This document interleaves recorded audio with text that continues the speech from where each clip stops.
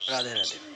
তো আইপিএলের পিচ কিউরেটারদেরকে আমি বলেছিলাম যে বোলাররা সিজনটা মিড সিজনে হয়তো বোলাররা পিচ কিউরেটারকে খুঁজবে। আমার মনে হচ্ছে না পিচ কিউরেটারদেরকে আর খোঁজার দরকার নেই, কারণ পিচ কিউরেটাররা কিছু কিছু পিচ ব্যাটিংদের জন্য বানিয়েছে এবং কিছু কিছু পিচ বোলিংদের জন্য সত্যি সত্যি বানিয়েছে। তো কালকের ম্যাচটা সেরকমই ছিল। কালকের ম্যাচে গুজরাট প্রথমে ব্যাট করতে নেমে 162 রান করে, তার জবাবে পাঞ্জাব করে 165।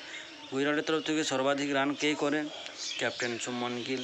তৃতীয় সর্বোচ্চ রান জস বাটলার এবং গ্লেন ফিলিপস। পাঞ্জাবের তরফ থেকে সর্বাধিক উইকেট নিয়েছে ভাইজাক বিজয় Kumar 3 wicket, Yuzvendra Chahal 2 wicket.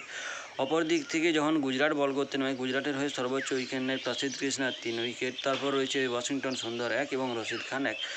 4 over 29 run, 4 over 28 run এরকম করে রান দিয়েছে এবং উইকেট নিত। 4 ওভারে 29 রান টি20 ফরম্যাটে খুব একটা খারাপ না, মোটামুটি ভালো বল করেছে সে রশিদ খান হোক বা ওয়াশিংটন সুন্দর হোক বা আমরা বলতে পারি প্রসিদ্ধ কৃষ্ণা। অপর দিক থেকে গুজরাটের যেরকম বলিং ভালো হয়েছে সেরকম পাঞ্জাবও ভালো রকমেরই বলিং করেছে। বাউন্ডারি লাইনে জেভিয়ার ব্র্যাডলেটের অসাধারণ ক্যাচ, মানে যতটা আমাদের হাইট হয় তার অর্ধেকটা সে জাম্পেই করে দিয়েছিল। 3 থেকে 4 ফুট সে জাম্প করে ক্যাচের জন্য যেভাবে ট্রাই করেছিল ভাই, বলার মতো সেরকম কিছু নয়, কারণ বাউন্ডারি লাইনে ফিল্ডিং অতিরিক্ত, মানে ফিল্ডিং এফোর্ট যদি কেউ দেখায় অতিরিক্ত দেখতে সুন্দর লাগে এবং সেটা যদি ক্যাচ হয়ে যায় তার থেকে সুন্দর জিনিস আর হয়নি। তো কুপার কনলি 44 বলে যে ইনিংস খেলেছে কালকে, একদিক থেকে পাঞ্জাব যে খুব সহজেই ম্যাচ জিতে গেছে এরকমটা না, 19.1 ওভারে ম্যাচ জিতে। এবং যদি কুপার কনলির ইনিংসটা আমরা বাদে দিই তো পাঞ্জাবের তরফ থেকে সেরকম কোনো পারফরমেন্স আসেনি। পাঞ্জাবের তরফ থেকে কুপার কনলি সর্বোচ্চ রান করে, দ্বিতীয় এবং তৃতীয় সর্বোচ্চ রান প্রভসিমরন সিং এবং কে করে না হচ্ছে ক্যাপ্টেন শ্রেয়াস আইয়ার 11 বলে 18। তো কালকে ওয়াশিংটন সুন্দরের ক্যাচটা যেভাবে আশদীপ সিং নিয়েছে, একদম বাউন্ডারি লাইনের বলটা না হুক ছিল না পুল ছিল, মানে কী ধরনের একটা শর্টে, যাই হোক কোনো একটা নতুন ইনোভেটিভ শট। আমার ক্রিকেটের ভাষায় হয়তো তার নাম আছে কিন্তু আমার ভাষায় জানা নেই, স্পষ্ট কথা বলে দিয়ে ভালো, তো আমি জানি নাই।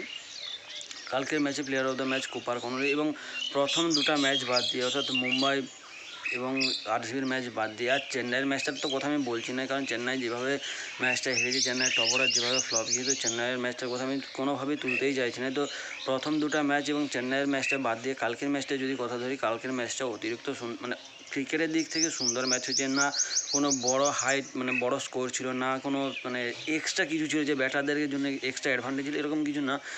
কষ্ট করে রান করতে হয়েছে এবং ফিল্ডিং, বলিং, ব্যাটিং তিনটাই ঠিকঠাকই ছিল। যে ব্যাটিংয়ের দিক থেকে কোনো হাই পারফরমেন্স না, যে সত্যি কথা বলতে সিচুয়েশন বুঝে খেলেছে সে ভালো পারফরমেন্স দিয়েছে। আমার কুপার কনলির কথা আমরা বলতে পারি। বাকি বাদ মানে অর্থাৎ দেখে খেললে রান আছে, যদি দেখে না খেলেও রান নাই। তো এরকমই ম্যাচ আমরা দেখতে চেয়েছিলাম, এরকম ম্যাচ হয়েছে। এখনও ম্যাচ রয়েছে আর একটা এলএসজির সাথে, তো এলএসজি কী করে দেখা যাক, বাকি বাদ তো চলতেই থাকছে আইপিএল।